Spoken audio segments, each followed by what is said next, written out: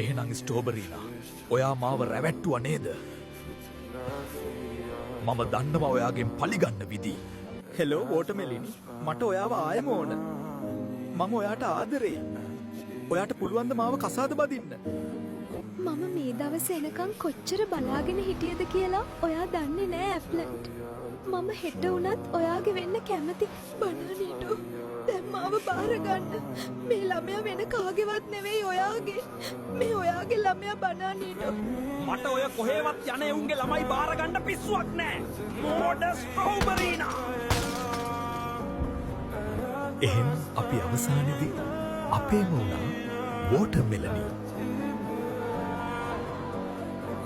මට සමා වෙන්න ඇප්ලන්ට්. ඔයාට කරපු දේ නිසායි අද මට මෙහෙම දෙයක් වුනේ.